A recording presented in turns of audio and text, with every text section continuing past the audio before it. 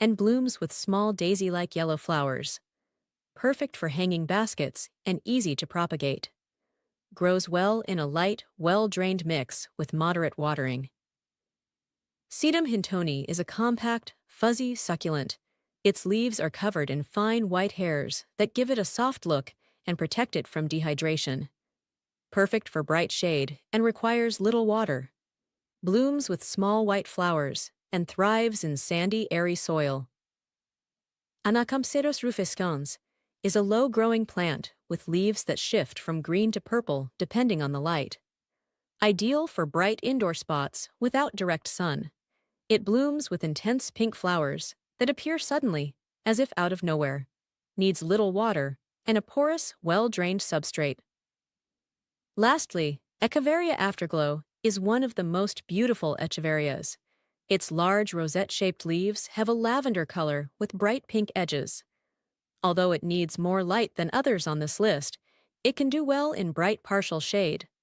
It blooms with arched spikes of orange flowers and is perfect as a focal plant in elegant arrangements. Needs loose soil with gravel or perlite, and watering must be done carefully to avoid wetting the leaves. As you can see, there's a whole world of succulents that don't need direct sun to thrive. These 20 varieties are perfect for indoors, covered balconies, or spaces with little natural light, and many of them bloom or have spectacular colors. There's no excuse not to have plants at home. You just need to know the right species. And now you do. If you enjoyed this list of shade-loving succulents, don't miss my video on 20 beautiful varieties of Tradescantia. There you'll discover colorful plants that are easy to care for, with leaves so spectacular they look hand-painted. I'm leaving the video right here so you can watch it now and fall in love with all of them. Who said cacti are just for putting in a corner and forgetting about them? Today, I want to show you 15 cacti that will surprise you with their ability to bloom with a beauty that few plants can match. Some produce large, colorful flowers that look like lilies or orchids, while others form delicate crowns on top of their spiny bodies. And the best part, most of them are very easy to care for. If you're looking for resilient, decorative plants that reward you with spectacular blooms, stay tuned because here you'll find true gems of the plant world. We start with Mammillaria bombaceana, a species known for its rounded, compact shape, covered with fine, silky white spines that give it a soft, almost woolly look. But the most beautiful thing about this plant is that in spring it forms a crown of small pink flowers that emerge from the top like a natural tiara. This cactus is perfect for small to medium decorative pots, and maintenance is simple. It needs bright light, ideally a few hours of gentle sun each day, moderate watering with the soil completely dry between waterings, and a well-draining mix. Mammillaria plumosa, commonly called feather cactus, looks like a ball of cotton. Its soft, fine white spines cover the plant, giving it a fluffy, delicate appearance, though it is actually very tough. Its flowers are small, white, or pale pink, and peek out between the feathers in a subtle way. It's ideal for bright interiors, requiring very little watering, especially in winter. This plant thrives in dry air and bright light, but not harsh direct sun, making it an excellent option for well-lit indoor spaces. The Mammillaria genus in general is one of the most diverse and floriferous among cacti. Many of its species share the feature of forming crowns of small flowers, in colors like pink, white, lavender, or yellow. These flowers usually appear in spring or summer and stay open for several days. They are small-sized cacti, ideal for collections or to decorate limited spaces. Care is basic: good light, sparse watering, and airy soil. A light fertilizer in spring will boost chances of abundant blooming. Gymnocalycium mahanovici, also known as the moon cactus, is one of the most striking visually because of the color of its body. Since it lacks chlorophyll, it shows vivid shades like red, orange, yellow, or purple, and is therefore usually grafted onto a green cactus. While its body is already decorative on its own, in spring or summer it also produces elegant pastel flowers in white, lilac, or pink. It's perfect for modern interiors, as it doesn't require direct sun, just good light. Water sparingly and use a pot with excellent drainage.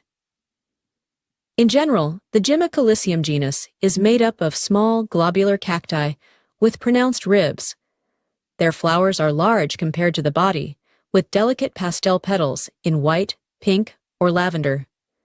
They bloom on the crown, creating a lovely contrast with the short spines. They are ideal for beginners, as they don't need intense sun and adapt well to spaces with indirect light. They prefer mild climates and appreciate a dry winter rest to encourage flowering in spring. Echinopsis, commonly called Easter lily cactus, is one of the most spectacular when it comes to flowers. It produces giant, trumpet-shaped blooms that can even surpass the size of the plant itself. These flowers often open suddenly, sometimes overnight, in shades of white, pink, red, or orange. Although they last only 1 or 2 nights, flowering can repeat several times in a season. This cactus prefers several hours of direct sun, with reduced watering in winter. Once a year, with proper care, it will gift you with an unforgettable show. Nodocactus, also called Perodia autumnus, is a spherical cactus with short spines and an attractive dark green body. Its flowers are large, cup-shaped, usually bright yellow, though some varieties bloom in red or orange. It's easy to grow, needing gentle sun or strong light, moderate watering only when soil is dry, and a dry winter rest to bloom vigorously in spring. The Perodia genus is highly valued for blooming well in small pots and for its compact globular shape. Its flowers are showy and open, in vivid tones like yellow, red, or orange. These blooms contrast beautifully with the spines and can appear several times a year. It requires lots of light to flower, though not necessarily full sun all day. A sandy mix and watering only when dry are recommended. Labivia is another admired genus for its striking blooms. Though the plants are small, they often produce large, vibrant flowers in red, fuchsia, orange, or white. They bloom mainly in spring and summer and often respond well to a dry period followed by watering, which triggers flowering. They love direct morning sun and should be watered moderately, avoiding waterlogging. They are tough and perfect for rock gardens or sunny terraces. Rebutia is a true miniature jewel. Its small round bodies often cluster, and the bloom is spectacular. It can cover itself entirely with flowers, larger than the plant in shades of orange, red, pink, or yellow. Flowers usually emerge from the base upward, creating a stunning effect. Ideal for small spaces, balconies, or windows. It needs good natural light, little water, and a dry winter rest to flower stronger in spring. Astrophytum myriostigma, commonly known as bishop's cap, has a unique star-shaped body with 5 rounded ribs, covered with white dots, giving it a distinct texture. It's an elegant ornamental cactus. It blooms once a year, usually in summer, with large yellow flowers with a reddish center. It needs plenty of light, though not necessarily harsh sun, and very little watering. It prefers sandy soil and a dry environment. Epiphyllum, known as orchid cactus, is a hanging cactus without spines. Its long, flat stems produce enormous exotic flowers in vivid colors such as white, pink, fuchsia, or yellow. Its tropical look resembles orchids. It blooms in spring or summer, needs bright but filtered light, moderate watering, and some humidity. It's ideal for hanging baskets indoors with good light or shaded patios. Schlumbergera truncata, better known as Christmas cactus, is famous for blooming in winter, right at Christmas time. It has segmented stems with jagged edges and produces hanging flowers in pink, red, white, or salmon. It's spineless and ideal for indoors. It needs bright, indirect light and more water than most cacti, especially while blooming. A dry rest in autumn encourages more abundant December blooms. Cleistocactus straussii, or silver torch cactus, is tall, columnar, and completely covered with fine white spines, giving it a silvery, silky look. Its tubular red or fuchsia flowers, stick out like little flames among the spines. Perfect for sunny outdoors, it needs little water and grows tall with time. Ideal for those who want a cactus with vertical presence. Cleistocactus. Winteri, also called monkeytail cactus, is a trailing plant with long hanging stems covered in soft golden spines. It produces bright red tubular flowers in spring, ideal for hanging baskets, balconies, or sunny terraces. It needs moderate watering and a light, airy soil. Its form and color make it a real showpiece in any collection. As you can see, cacti are not just tough and easy to care for. They can also be incredibly beautiful and ornamental thanks to their spectacular blooms. With some light, patience, and proper watering, these plants can easily become the stars of your garden or indoor space. And if you love unusual, easy-to-care-for plants, don't miss my video about rare succulents, perfect for shady or low-light areas. They're ideal for decorating interiors without direct sun, and some of them will also surprise you with their unique shapes and textures. Click now and let's explore them together. Do you have a dull wall, a lifeless fence, or a plain wall that needs more than just paint? Imagine covering that space with a cascade of vibrant flowers, reds, purples, blues, yellows, blossoms that open to the sun, attract butterflies, and turn any corner into a floral paradise. Today, I'll show you 12 stunning flowering vines that you can use to decorate walls, fences, pergolas, or columns. Some bloom all year round, others have delicious fragrances, but they all share one thing in common. They fill your home with natural beauty and vibrant color. Listen closely, because I'll share their characteristics, care tips, flower colors, and everything you need to know to choose the best one for your space.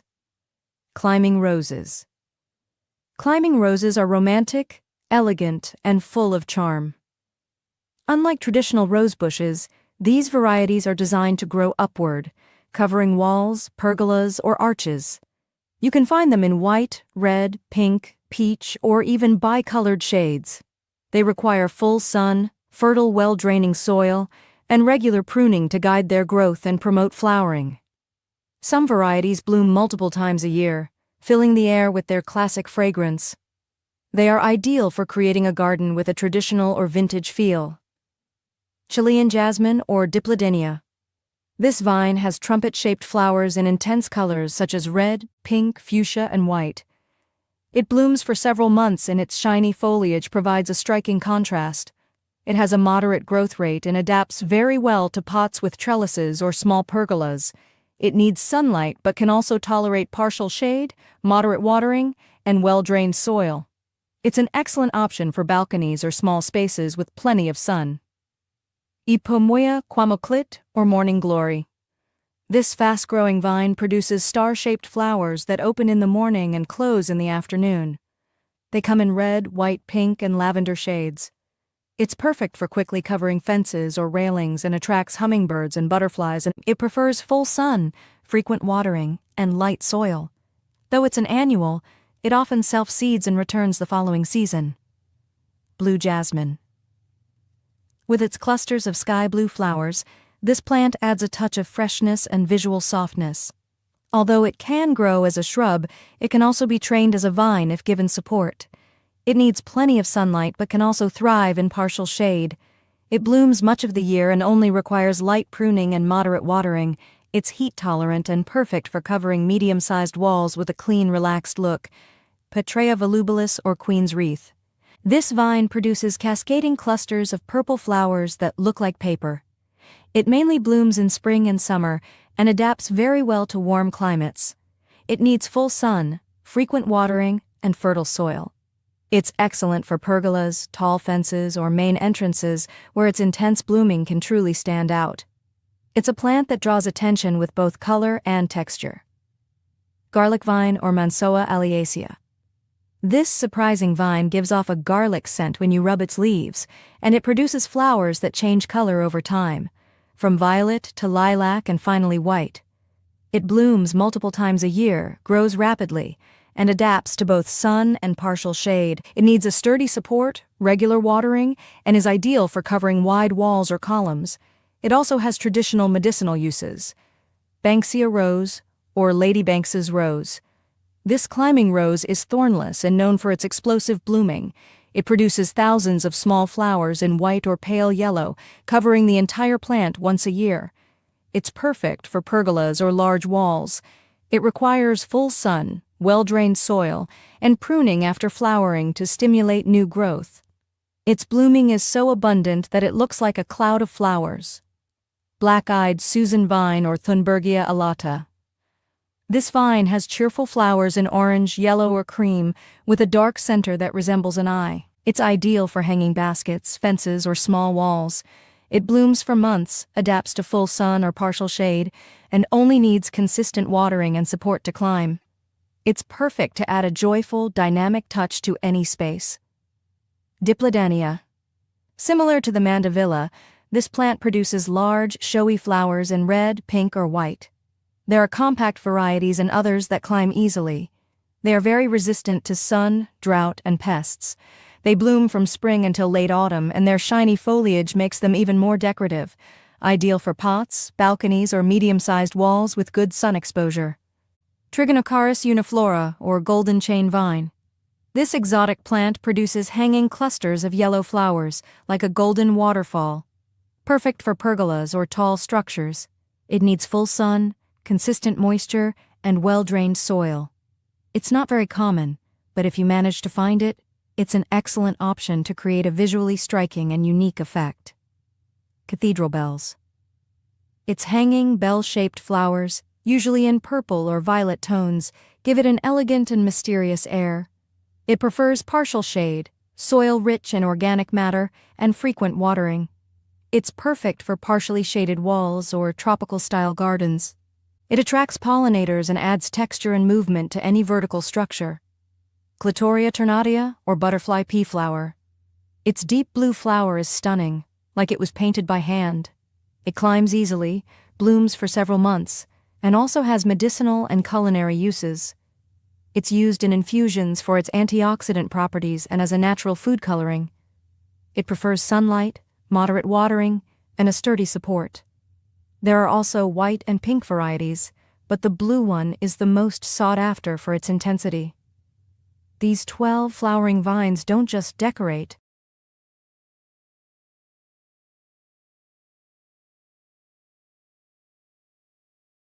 Did you know there are more than 400 varieties of philodendrons in the world? This tropical plant is not only a favorite for interiors because of its exotic shapes and adaptability, but also because many of its species are hardy, decorative, and very easy to propagate. But even though they may seem simple, if you don't understand their care properly, they can turn into sad plants with yellowing, weak leaves and little to no growth. In this video, I'll teach you how to properly care for your philodendron, how to water it, what type of light it needs, how to prune it, how to propagate it, what problems may arise, and how to solve them, as well as showing you some beautiful varieties you can grow at home. And if you're interested in learning more in depth about all the varieties, at the end, I'll invite you to watch another video where I talk about 20 types of philodendrons that are perfect for decorating and collecting. Light is one of the most important factors for the healthy growth of philodendrons. In their natural habitat, they grow under the shade of trees in tropical forests, so they do not tolerate direct sunlight. The ideal spot is somewhere with bright but filtered light, such as near a window with a thin curtain, or in a well-lit space without direct sun exposure. If the light is too scarce, the leaves will become smaller, growth will slow down, and the stems will stretch out in search of light. On the other hand, if they receive direct sunlight, brown spots or burns may appear on the leaves.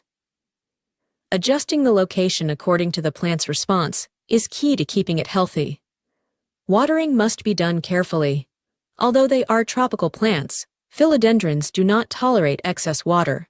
A basic rule is to water when the top few centimeters of the soil feel dry to the touch.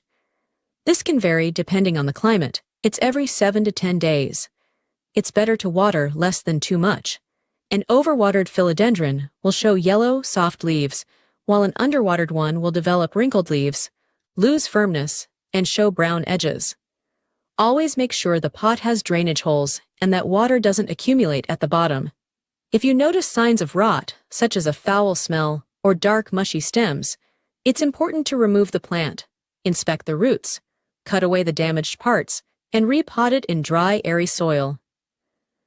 The soil should be light, well-draining, and able to retain some moisture without compacting. You can use a mix of indoor potting soil with perlite and coconut fiber or pine bark. This helps keep the roots oxygenated and prevents waterlogging. If the soil is too compact or constantly wet, the roots may suffocate, which can also lead to rot. Renewing the soil every year, or at least loosening the top layer, helps keep it in good condition. Although many philodendrons adapt well to indoor environments, air humidity can make a big difference in how they look. These plants prefer moderate to high humidity. In very dry air, it's common to see brown tips on the leaves or deformed new leaves. To improve this, you can group several plants together, place a container of water nearby, use a humidifier, or mist the leaves occasionally, always avoiding excess moisture if the room is cold or poorly ventilated. The ideal temperature for philodendrons is between 18 degrees Celsius and 27 degrees Celsius, 65 degrees Fahrenheit to 80 degrees Fahrenheit. They don't tolerate sudden changes or cold drafts. If placed near a frequently opened window or an air conditioner, the leaves may look burned, dry, or shriveled. In colder climates, protect your plant during the winter by keeping it in a warm, sheltered spot. Fertilization is important to keep growth vigorous. During spring and summer, you can fertilize once a month with a balanced liquid fertilizer, such as 20-20-20, or one formulated for foliage plants. This will help the plant produce larger leaves and deeper color. In fall and winter, when the plant goes dormant, reduce or suspend fertilization. If you notice salt buildup on the soil surface or burnt edges on the leaves, you may be over-fertilizing. In that case, flush the soil with plenty of water and reduce dose in future feedings. Pruning is another key aspect to keeping the plant in shape and stimulating bushier growth. You can cut off damaged or old leaves, as well as overly long stems. Use clean, sharp scissors and cut just above a node. This not only improves the plant's appearance, but also prevents disease and allows you to use the cuttings for propagation and changing the water every few days. Or plant it directly in changing the water every few days. Or plant it directly into moist, airy soil. In a few weeks, roots will start to appear. Once they are strong enough, you can transplant the cutting into its own pot. This method is ideal to multiply your plants or share them with friends.